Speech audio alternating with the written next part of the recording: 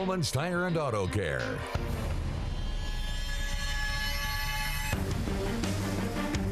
Good evening and welcome to a brand new season of Friday Night Football Fever on WSBT. I'm Pete Byrne. And I'm Bennett Wise. The Friday night lights are on and all of Indiana gets to see months of hard work finally paying off. Speaking of which, the first week of the season always marked by some great local rivalries, Bennett. And one of the best we've had in recent years has been Concord and Elkhart. Yeah, really look no further to last year. Concord prevailed by a single point, and neither team would lose a regular season game after that. These two rivals do not like each other. Coming in ranked, Concord number 9 in Class 5A, Elkhart 13th in 6A. Just before the half, we're tied at 14. That is until Bo Brunner, calling his own number, cuts it back toward the end zone with a little flick of the wrist. And the Minutemen lead 21-14 at the break. Third quarter, Concord charging on the opening drive. It's Brunner rolling out. Look at this touch, precision, and a touchdown. Wow. Derek Gomez skips up for the score. It's 28-14 Concord. But Pete, what's that Lee Corso saying? I have a feeling you're about to tell me. Not so fast. Alfonso Newbern. He is indeed fast. 71 yards. Nobody near him on the touchdown for Elkhart. Back to a one-possession game, and that's where it would stay as the Minutemen outlast Elkhart 35-29, their third straight win over the Lions. All right, we're off to a good start. How about Marion and Mishawaka, separated by less than 3 miles? Another great local rivalry to kick off the year, and Mishawaka doing it in style. Late first quarter, that is Land and Snyder taking it 10 yards for the touchdown. Cavemen lead it 7-0 after the first quarter. To the second, Mishawaka on the march again, and boy, there goes Snyder again. We have seen that so many times. Never gets old, though. Runs away from the pack, 51 yards. Cavemen up 14-0 midway through the second quarter. Marion will put together its best drive of the first half, though. They get down on the goal line. 4th and goal, they got to go for it, down 2 scores. Lucas Marr's pass going to be batted down at the goal line, so the Caveman defense holds heading into the half, and Mishawaka would emerge victorious tonight, 35-7 over the Knights. Now, it's so beautiful to say this. Fridays are for football. Northwood gets it at Andrews Field. They're hosting Columbia City for the first time since 2016.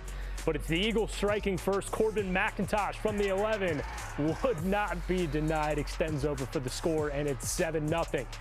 There's no panic in these Panthers, though. Sophomore quarterback Braylon Monroe drifting right, airs it out. Brady Weaver. Oh, yeah. Great adjustment for the big game. Then it's the law office of Monroe and Monroe. Braylon to his slanting brother DeAndre. Tumbles across for the score. Northwood takes an 8-7 lead after a 2-point try, but it's Columbia City holding off the Black Crunch on their home turf 27-24. 1 year ago, Warsaw enjoyed its best season in program history. Bennett, the Tigers won the school's first ever regional and semi-state titles. Yeah, that of course led to their first ever state title game appearance. But Bart Curtis told me last week, 2024, way over their shoulder. It's in the rear view, and Warsaw has 24 seniors to replace from last year's state runner-up. There's one thing Bart is good at besides the wishbone. It is perspective. It doesn't mean the cupboard's bare, though. Tonight, Tigers opening up the new campaign, and they did it on the road at a ranked Fort Wayne Snyder team, and they had their hands full. First quarter, Snyder's Jaywin Harris takes the hit and still finds his way into the end zone for 6. Snyder goes up 10-0 on Warsaw. But it is hard to stop that wishbone offense for long, and here it comes. Second quarter, Tigers faking everyone out, including our camera. Michael Schneck takes it all the way for the touchdown. Tigers down 10-6. But on the next drive, Luis Muñez Bermudez rocks the quarterback, fumble, ball on the turf. Ty Martin scoops it up, takes it all the way the other way for 6. Warsaw is in front, and the Tigers go on the road and beat number 12 Snyder tonight, 38-30. Now, Plymouth returns more than half of their starters from a year ago, opening up against Tippy Valley in Plymouth. How about this on the opening kickoff? Dominic Vasquez gets the edge. Look at him go. Just needs a couple men to beat, and he gets shoved out 65 yards. However, the Rockies would come up empty on that drive, so it's Tippy Valley's turn. Here's Hunter Sage looking deep. Owen Omondi, go get it on the 50-50 ball. However, that would not end in points for Tippy Valley either. Late second quarter, Plymouth driving downfield. Finn Holm, he is a bowling ball. There he goes, a big pickup there. Plymouth would get the field goal before the half and make it 3-3. but the Vikings storm away with 17 unanswered points in the second half for the 20-3 victory. Let's check in with Northridge opening the season on the road against a Fort Wayne Northside team that has loads of talent. Second quarter, Raiders trailing by 7, but their defense steps up in the red zone. Eddie Klain with the tackle for a loss. Big play there for the Raiders. But on the same series, Northside's quarterback Jaden Rivers has all kind of time, and he finds Malik Moore, who makes a great grab in traffic for the touchdown. Legends go up 14-0, and Fort Wayne North goes on to beat Northridge tonight 21-7. The final score. Other scores tonight featuring teams from the Northern Lakes Conference. It was Wawasee, a 1-point winner over Jimtown, and Goshen falling on the road at Fairfield 30-23. All right, we need to take our first time out, but when we come back, Bennett, St. Joe christened its new turf tonight. We have highlights from the New Look Huskies as well as the rest of the Northern Indiana Conference. That's when Friday Night Football Fever returns. By Zolman's Tire and Auto Care.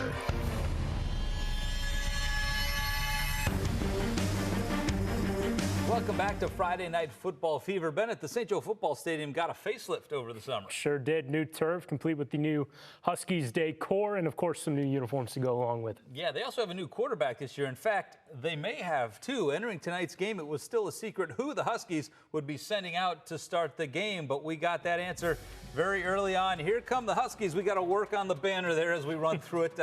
It'll open up. Just hang on tight.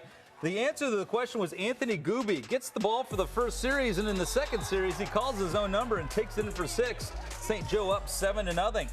Now here's the other quarterback, Sam Chicatano, late first quarter, airing it out deep, and Dallas Downey has it in traffic for a gain of close to 50. St. Joe in business, leading 7-6, but also on the march as the first quarter ends. So we move to the second quarter, same drive. Chicatano still in the game, and he's going to fire a strike to Antoine Ross, coming right in front of us here. That's another touchdown. St. Joe up 14-6.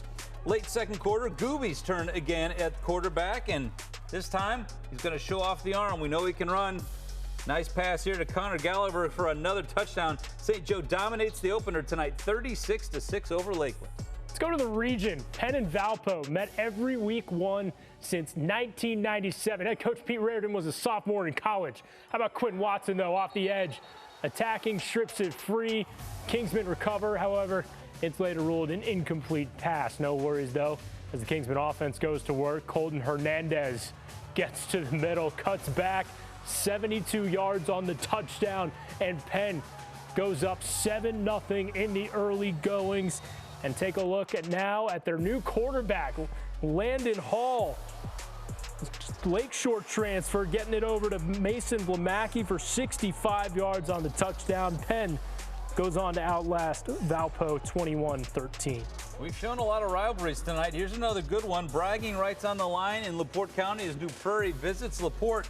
This game is tied in the third when Reed Raymond keeps it himself and goes virtually untouched to the end zone. 29 yards on the score, and LaPorte takes the lead 14-7. As we move to the fourth quarter, they would put the ball game away. Job Meyer bounces to the outside, going to go 35 yards before he's finally knocked out of bounds, but that would set up a touchdown run for Meyer a couple plays later. LaPorte gets the win tonight and keeps the Milk Jug 32-14. At School Field, Adams hosted Culver Academy for the third consecutive year. Second quarter, CMA trailing 6-0. Owen Dorrell in the pocket, delivering a strike, 38 yards. Woo. Ainsley Ritchie, and Culver goes ahead 7-6 at the half. Third quarter, how about some special teams? Carson Bryce from the 45. There's one, there's two, there's three. Let's keep piling them up. Making guys miss, takes it back 45 yards for the touchdown. Adams, how about this? 35-7 to start off the year. Way to go, Coach Karszewski and the Eagles. Good night for a lot of NIC teams. South Bend, Washington gets a win on the road 31-0 over Hammond Central, and Riley beats Knoll 35-0.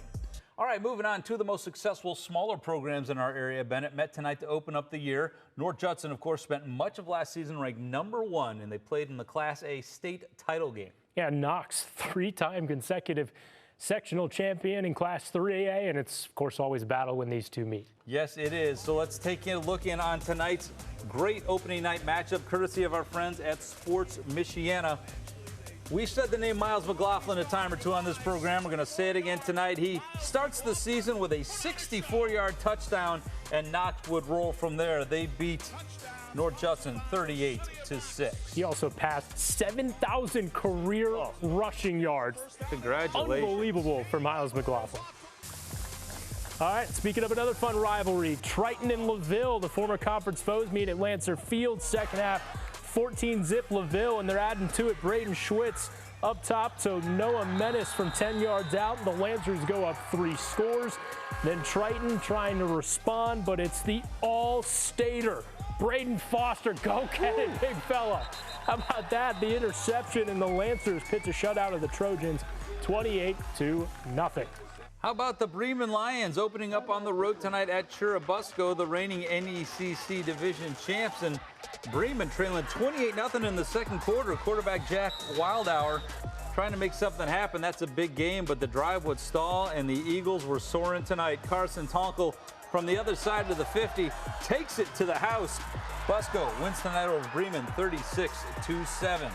Other scores tonight, Culver starts the year with a win on the road, 26-7. Winnemac falls to West Central, and I can tell you that Calumet beats Osceola Grace 48-13.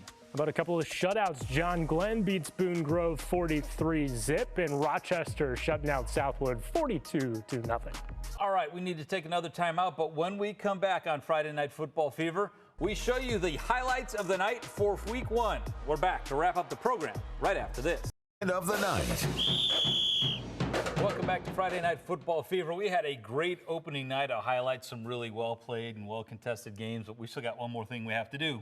Best part of the night. It's time for our highlights of the night. All right, highlight number 3. We head out to Fort Wayne, where Warsaw not only upset a top 15 team, Ty Martin scooped and scored for one of our highlights of the night. Congrats, Ty Martin and the Warsaw Tigers. Highlight number 2, we'll take it out to Rice Field. Alfonso Newburn breaks the tackle, and yeah, just nobody's catching him. Are you kidding me? That is a lot of speed right there. That is your second finalist for the highlight of the night.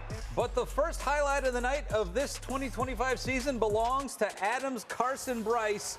Bryce, with the Eagles trailing, fields the punt, makes about 11 guys miss, and takes it all the way back to the house. Bryce wins the highlight of the night, and the Eagles win their opener over Culver Academy. Thank you so much for watching tonight. I would like to remind you that tomorrow night at 7 o'clock here on WSBT, we're going to have our Notre Dame football preseason special, get you all set for the Fighting Irish football season. I'm Pete Byrne for WSBT 22 News. For more local high school sports stories, like and subscribe to the WSBT 22 YouTube page. Thanks for watching.